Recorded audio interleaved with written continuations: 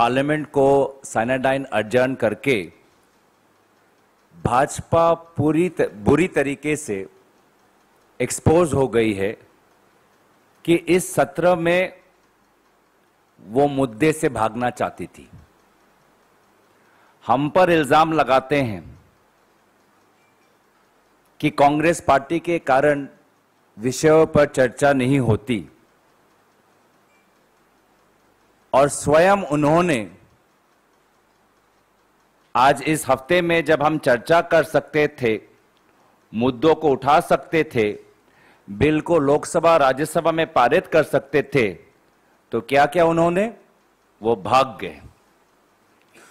और यही आज कांग्रेस पार्टी जताना चाहती है देश को कि पार्लियामेंट जो वो मंच है जहां पे सत्ताधारी सरकार समाज के प्रति जिम्मेवारी हो, आज भाजपा अपने विफलताओं के कारण लोगों से भाग रही है, जनता से भाग रही है। बहुत से मुद्दे थे जो हम संसद में उठाना चाहते थे। सरकार की जवाब, सरकार की राय और सरकार की उत्तर की मांग थी हमारी कि अग्निपथ किस प्रकार से हमारे राष्ट्रीय सुरक्षा को कमजोर करता है, उस पर कांग्रेस पार्टी अपनी बात रखना चाहती थी कि अग्निपथ के कारण आने वाले समय में बेरोजगारी की समस्या को और गति मिलने वाली है। इस बात को हम सरकार के सामने रखना चाहते थे, लेकिन बार बार हमारी मांगों को खारिज किया गया। इंडिया और चाइना के बीच में, भारत और चीन के बीच में लगभग 16 बार मीटिंग हो चुकी है, लेकिन आज भी 2020 से पहले जहां पे हमारे ट्रूप्स स्टेटस को एंटी के तहत जहां पेट्रोलिंग करते थे, आज पेट्रोलिंग नहीं कर पा रहे। इस पर सरकार 16 राउंड वो 16 बार मिल चुके हैं, तभी भी भारतीय सेना को वो पहली जैसी उनको आजादी नहीं मिली पेट्रोलिंग करने के लिए, देश की सीमाओं को सुरक्षा करने के लिए।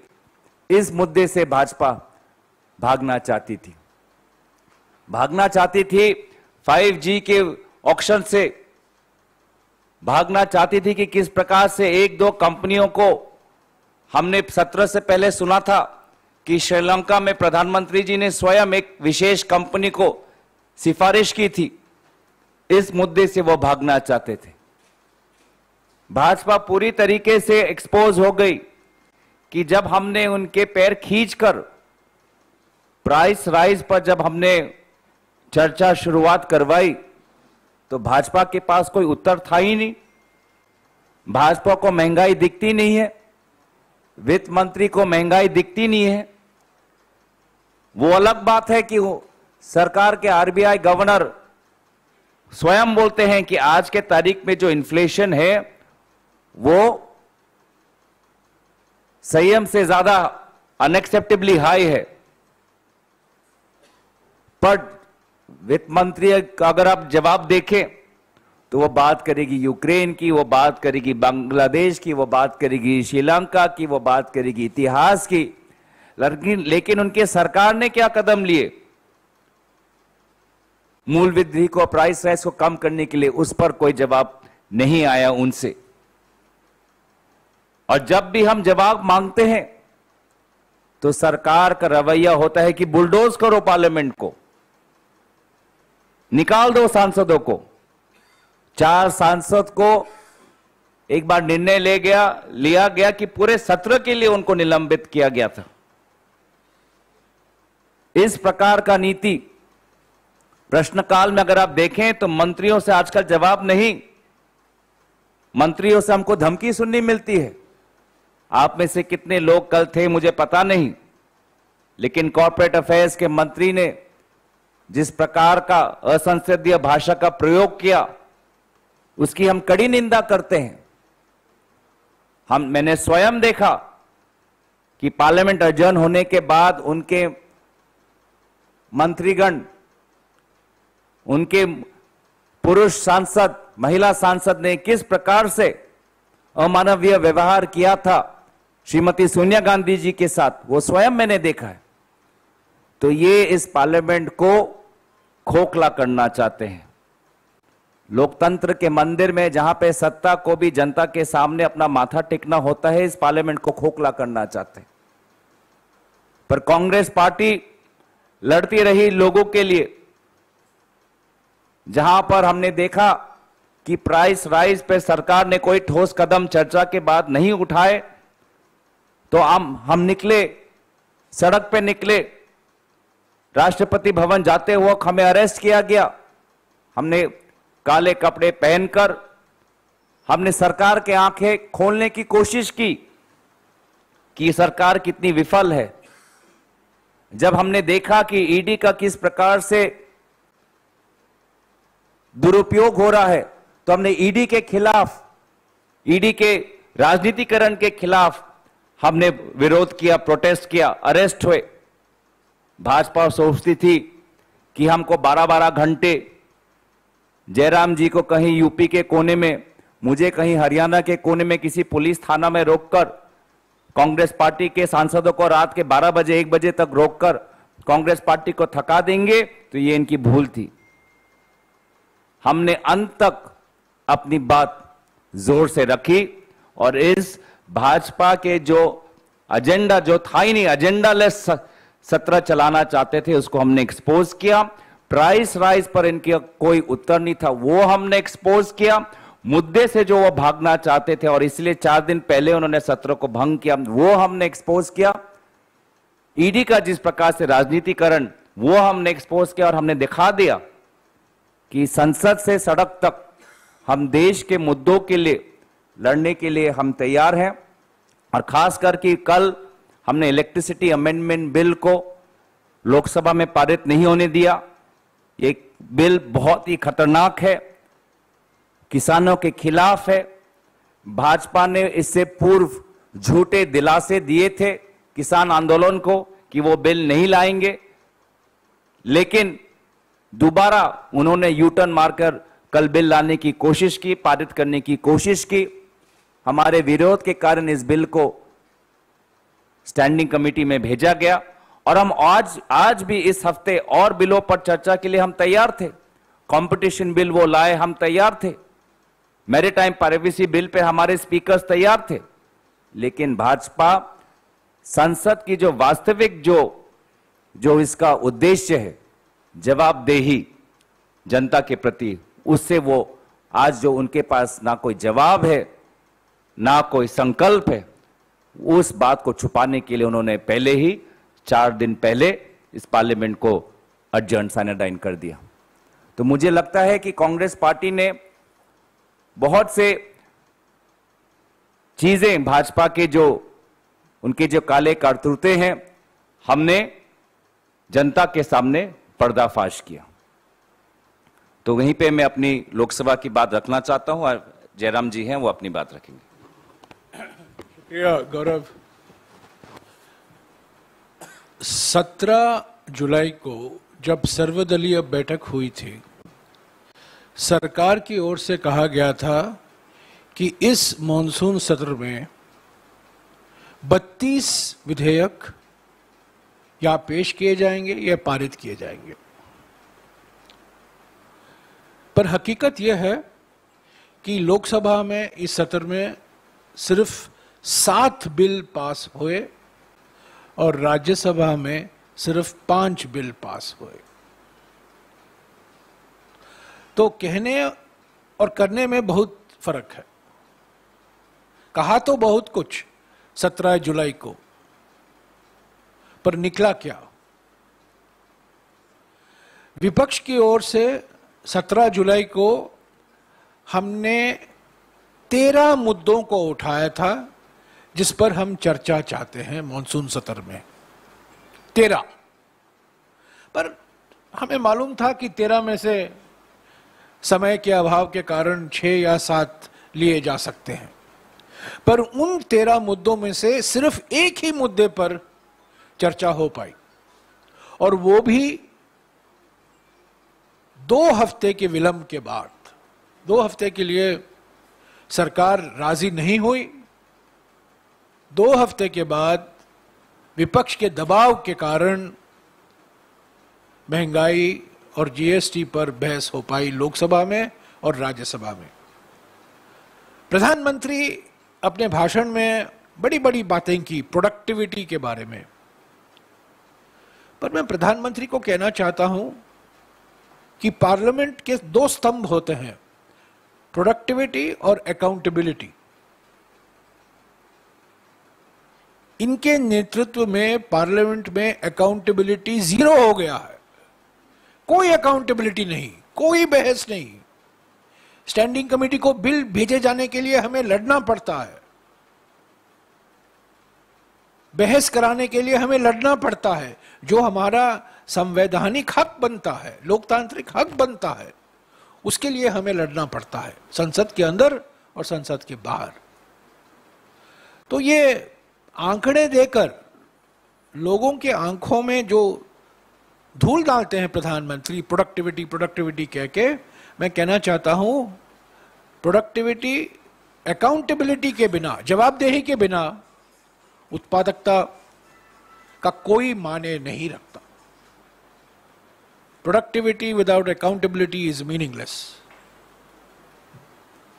दूसरी बात, पहली बार 16 विपक्ष पार्टी और 2 निर्दलीय सांसद, 16 विपक्ष पार्टी और 2 निर्दलीय सांसदों ने एक जॉइंट स्टेटमेंट पर उनका हस्ताक्षर किया, जो सुप्रीम कोर्ट के निर्णय हैं पीएमएलए के संशोधन के बारे में, जो 2014 और 2018 के बीच में लाया गया था मोदी सरकार की ओर से।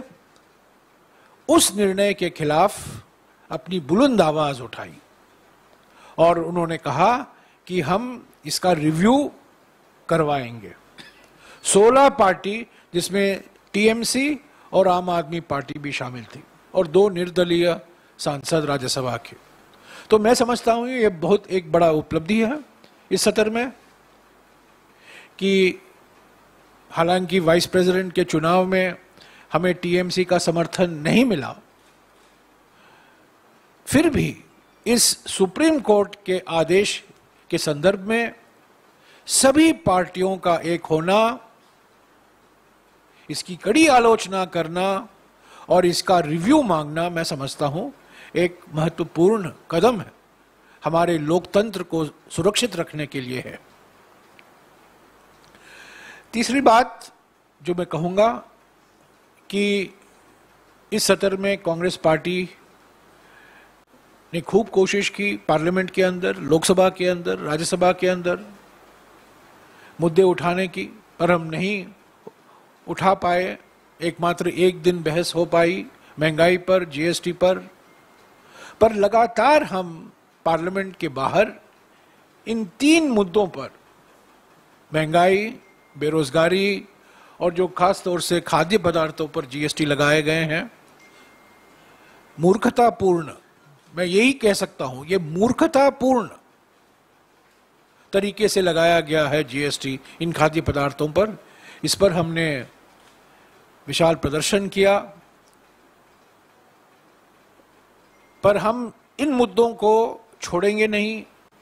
ये जनता के मुद्दे हैं, ये रोजाना जिंदगी से जुड़े हुए मुद्दे हैं, और इस पर हम सरकार से, केंद्र सरकार से, मोदी सरकार से, वित्त मंत्री से जवाबदेही मांगते रहेंगे। इसके अलावा मैं ये भी कहना चाहता हूं कि 4 दिन पहले दोनों सदन एडजर्न हुए हैं, सेना एंड आई। ये बात सही है कि इन 4 दिनों में 2 दिन छुट्टी दिन थे, पर विपक्ष तैयार थी 10 तारीख को वापस आने के लिए और 12 तारीख को वापस आने के लिए, क्योंकि कुछ ऐसे बिल थे जो लोकसभा में पारित हुए थे और राज्यसभा में पारित होने वाले थे, और कुछ ऐसे बिल थे जिसका जिक्र अभी अभी गौरव गोगोई ने कहा ने किया कि वो बिल इंट्रोड्यूस भी किया जा सकता था और पारित भी किया जा सकता था, पर वो हो नहीं पाया। मैं साफ कह देना चाहता हूं कि विपक्ष 10 तारीख को और 12 तारीख को, क्योंकि 9 और 11 छुट्टी हैं, 10 तारीख को और 12 तारीख को हम बैठने के लिए तैयार थे, पर सरकार की ओर से मैंने कुछ उत्सुकता नहीं देखी। और सरकार के सांसद, विपक्ष के सांसद नहीं, बीजेपी के सांसद ही खुद चाहते थे कि भाई 8 तारीख को ही हमें साइनेड एडजर्न करवा दीजिए। तो मैं एक बार फिर दोहराना चाहता हूं, हम 10 तारीख को, 12 तारीख को वापस आने के लिए तैयार थे। हम चाहते थे कि ये बिल पेश किए जाए लोकसभा में, राज्यसभा में, इस पर चर्चा हो, ये पारित हो, पर ये नहीं हो पाया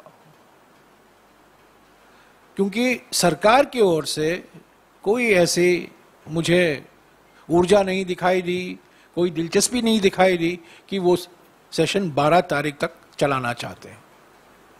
तो ये मॉनसून सत्र वेंकैया नायडू जी का तो हमने अलविदा किया है, उनका आखिरी सत्र है। और हो सकता है कि ये मॉनसून सेशन इस पार्लियामेंट बिल्डिंग में आखिरी सेशन हो, क्योंकि हमें कहा गया है कि शीतकालीन सेशन नए बिल्डिंग में होगा। वो होगा कि नहीं वो हमें वक्त ही बता पाएगा। तो बहुत निराशाजनक सत्र था ये, क्योंकि हम मुद्दे उठा नहीं पाए, खास तौर से अग्निपथ पर हमने इतने नोटिस दिए, सीमा में जो हमारी चुनौतियां हैं उस पर हमने कई नोटिस दिए, और कई राज्यों से संबंधित मुद्दे थे जिन पर हमने नोटिस दिया था, उस पर चर्चा नहीं हो पाई। पर शुक्र है कि वेंकैया नायडू के अलविदा के बहाने से प्रधानमंत्री 1 घंटा राज्यसभा में गुजारे कई सेशन के बाद। शुक्रिया। हाँ, सेशन पर अगर आपका कोई सवाल है तो पूछेगा। या सुप्रिया।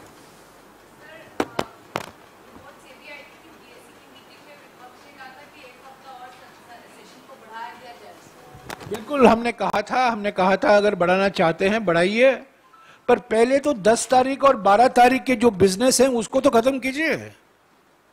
तो बिजनेस ही नहीं रहा। जो सरकार 17 जुलाई को दावा कर रही थी कि हमारे पास 32 बिल हैं, आखिर में सिर्फ 7 बिल लोकसभा में और 5 बिल राज्यसभा में पारित कर पाई है। तो फ्लोर मैनेजमेंट सही नहीं था सरकार की ओर से, बिल में भी। और देखिए एक और अनोखी बात, कल राज्यसभा में एक बिल पेश होता है, वो बिल सेंट्रल यूनिवर्सिटी बिल है, सेंट्रल यूनिवर्सिटी से जुड़ा हुआ है, यानी कि एचआरडी मंत्री को आना चाहिए था, पर एचआरडी मंत्री तो दिखाई नहीं देते हैं आजकल, वो भी प्रधानमंत्री के माफिक हो गए हैं।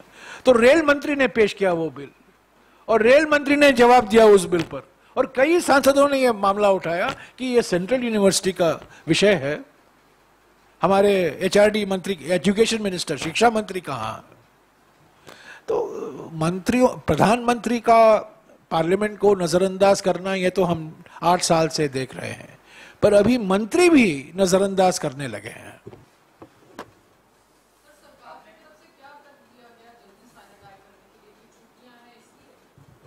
कारण यह दिया गया था कि बीजेपी सांसद कह रहे हैं कि 11 तारीख को रक्षाबंधन है, तो हम 12 तारीख को लौट नहीं आएंगे, क्योंकि वो छुट्टी का माहौल है, छुट्टी का मूड है। तो मैंने खुद कहा था ठीक है, अगर आप 12 तारीख को नहीं आना चाहते हैं, 10 तारीख को बिजनेस लगाइए, 10 तारीख को आप बिल पारित किए। मैंने खुद दिया था बीएससी में, और लीडर ऑफ द हाउस को और पार्लियामेंट्री अफेयर्स मंत्री को मैंने खुद कहा था 10 तारीख को आप बिजनेस लगाइए, पर मंशा नहीं थी, दिलचस्पी नहीं थी, उत्साह नहीं था, कोई एंथुजियाज्म नहीं था, एपिटाइट नहीं था।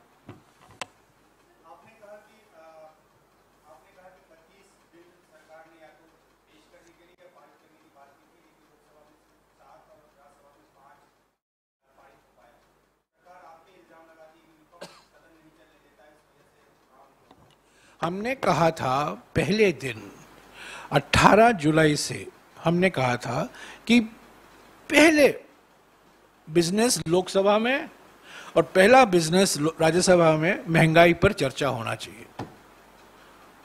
सबसे बड़ा मुद्दा हमारे सामने महंगाई का है, जीएसटी का है, बेरोजगारी का है, आर्थिक मुद्दे हैं, उस पर हमने चर्चा नहीं की है।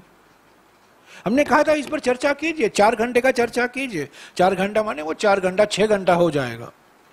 2 हफ्ते तक सरकार अडिग रही, मानी ही नहीं। जब चर्चा हुआ उसके बाद सदन चलने लगा, चर्चा के बाद सदन चलने लगा।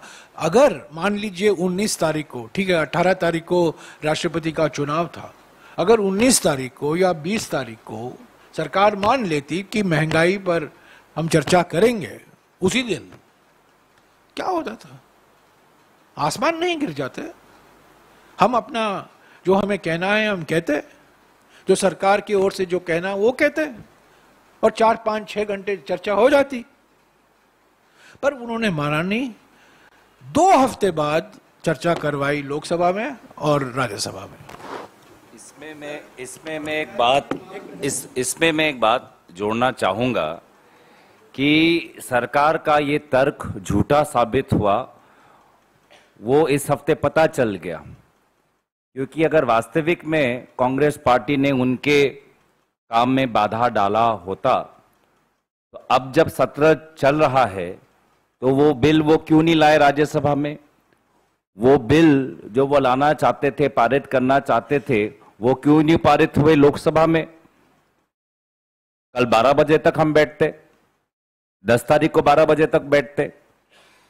तो ये जो तर्क है, ये तर्क आज सरकार ने खुद ही के तर्क का उन्होंने उसको धज्जियां उड़ा दी।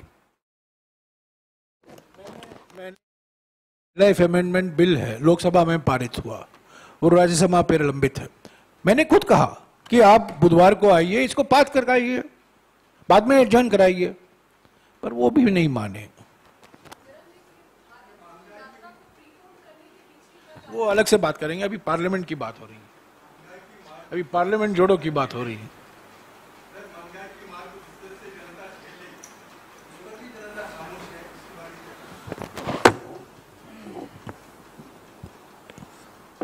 देखिए, हम जब अपने क्षेत्रों में जाते हैं तो हमें जनता की खामोशी नहीं दिखाई देती। हम जब क्षेत्र में जाते हैं तो लोगों के बीच आक्रोश, महिलाओं के बीच निराशा, छोटे दुकानदार के घर में अंधकार, ये हमें दिखाई देता है।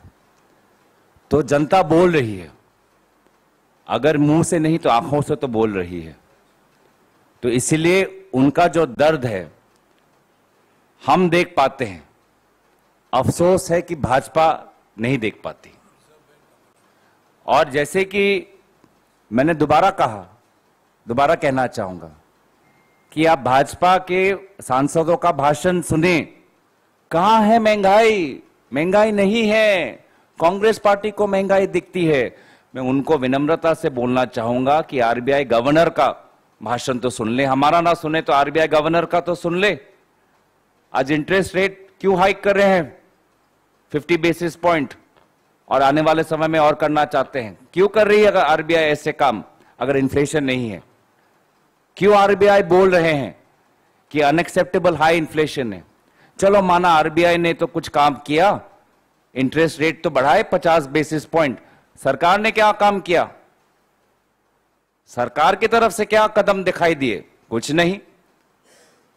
और बहुत ही अफसोसजनक वित्त मंत्री का भाषण लोकसभा और राज्यसभा में व्यक्तिगत आरोप के अलावा उनके भाषण में कुछ नहीं था। हमारे मांगे 2 थी, सीधा गैस के सिलेंडर के दाम घटाओ और जो जीएसटी लगाया गया है खाद्य पदार्थों पर उसको हटाओ। ये दोनों मांगों पर बहस हुई। हमारी ओर से हमने ये मांगे की, पर सरकार मानी नहीं, वित्त मंत्री मानी नहीं। हाँ, क्या ये मान के चल रहा है विपक्ष के आपने सरकार को बैकफुट पे ले आए, यही कारण है कि सरकार ने जल्दी संसद सत्र जो है वो रद्द कर दिया।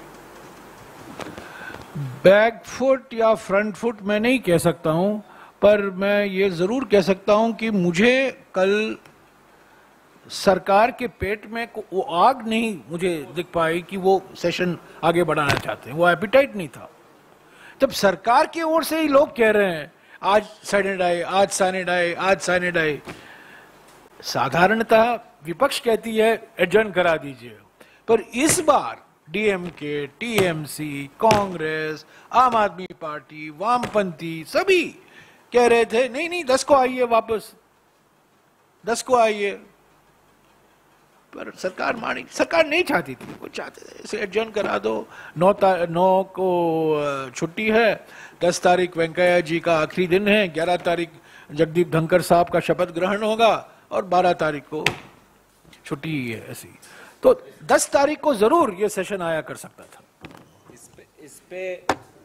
इस पे मैं एक और बात जोड़ना चाहूंगा कि जब सत्ता पक्ष से संसद के तारीख बन रहे थे तो क्या उनको नहीं दिखाई दिया कि इस हफ्ते में 2 हमारे त्योहार है, मुहर्रम है, रक्षाबंधन है? उनको पहले नहीं पता था?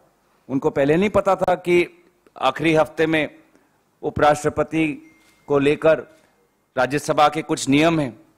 तो ये सब जानते थे, ये मत समझिए कि वो नहीं जानते थे, ये सब जानते थे। पर उनको पता था कि इस मॉनसून सेशन में price rise, Agnipath, India China, 5G, बाढ़, कितने सारे मुद्दे हैं। ईडी को लेकर आज असम बार बार, कभी झारखंड, कभी महाराष्ट्र में अगर सरकार गिरानी हो तो असम के भाजपा के मुख्यमंत्री बहुत आगे होते हैं आजकल। तो ये सब मुद्दों से भागना चाहते थे क्योंकि उनके पास कोई विकल्प नहीं था। सब पता था कि आज ट्यूसडे और थर्सडे 2 दिन छुट्टी होने वाली थी, तो पहले तो पार्लियामेंट आगे तक चलाते या उससे पहले शुरुआत करते। तो ऐसा नहीं है। तो ये जो मैं बार बार कहता हूं कि विपक्ष ने सत्ता पक्ष की जो ये जो मुखौटा है कि वो चलाना चाहते, उत्पादकता की बात करते हैं, वो सारा हमने उखाड़ दिया है। क्योंकि वो जैसे कि जवाब जयराम जी ने कहा, उत्पादकता की बात करते तो हैं, लेकिन जहां पे अकाउंटेबिलिटी की बात आती है, जवाबदेही की बात आती है, तो शून्य जवाबदेही, 0 अकाउंटेबिलिटी। अभी जो गौरव ने कहा ये बहुत महत्वपूर्ण बात है। पहले से ही जानकारी थी कि इस हफ्ते में 2 छुट्टियां हैं, और हम लोग सब जानते हैं कि जब सरकार कहती है कि मान लीजिए क्या फ्राइडे को सेशन खत्म होगा, तो उस दिन सिर्फ वंदे मातरम के बिना होता कुछ नहीं है। जानते हुए उन्होंने बिजनेस रखा, जानते थे कि 2 दिन छुट्टियां हैं और तीसरा दिन जो फ्राइडे का दिन होता है उसमें ज्यादा बिजनेस होता नहीं। तो 18 के पहले अगर आप 4 दिन पहले सेशन शुरू करते तो ये हालत नहीं होती, ये स्थिति नहीं पैदा होती कि एक हफ्ते में आपके पास 2 छुट्टी हैं और एक दिन पर बिजनेस नहीं होगा। तो ये मैं समझता हूँ ये सही प्लानिंग नहीं था। और सबसे बड़ी बात तो ये है कि 17 तारीख को जब सब पार्टियां थी, हर एक बिल का उन्होंने विस्तार से कहा ये बिल महत्वपूर्ण है, ये बिल अर्जेंट है, ये बिल जो सब बिल उन्होंने अर्जेंट कहा था वो बिल आया ही नहीं लोकसभा में, वो बिल आया ही नहीं राज्यसभा में।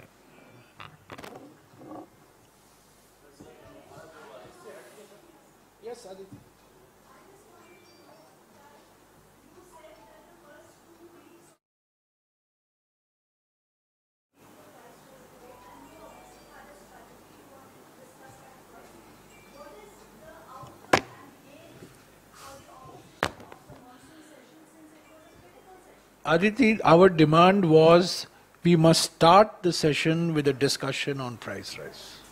The first item of business in Lok Sabha, first item in business in Rajya Sabha should be a discussion on price rise and GST.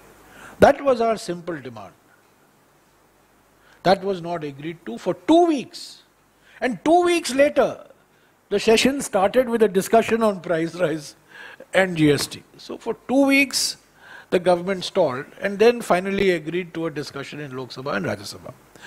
What is the benefit to the opposition, I told you the main benefit to the opposition in this session,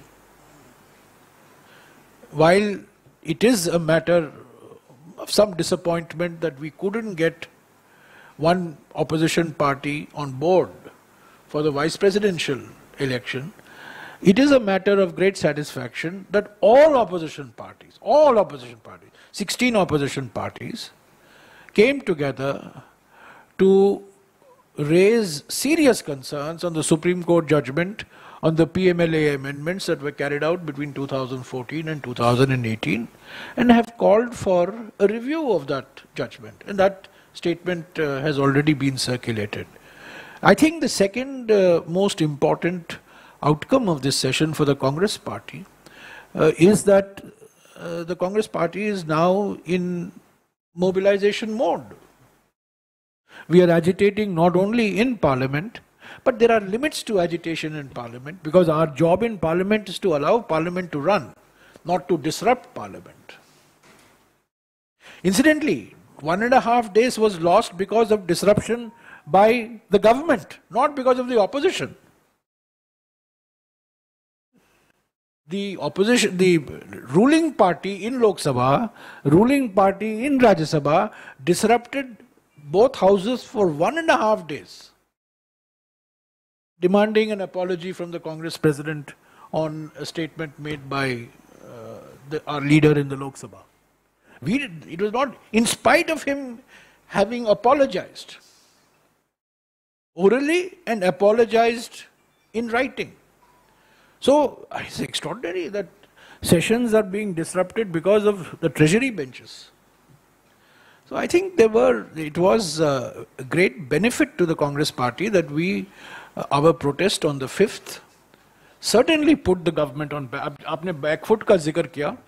Certainly 5 तारीख के बाद, 5 तारीख के शाम को तो गृह मंत्री तो बिल्कुल बैकफुट पर थे और दिखाई भी दिए.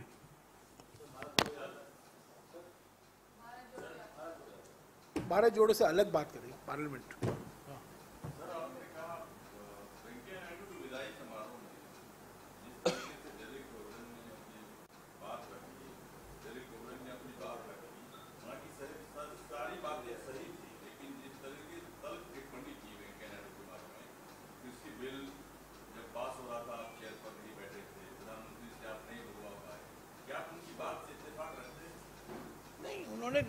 डेरिक ओब्रायन ने तो कुछ गलत नहीं कहा.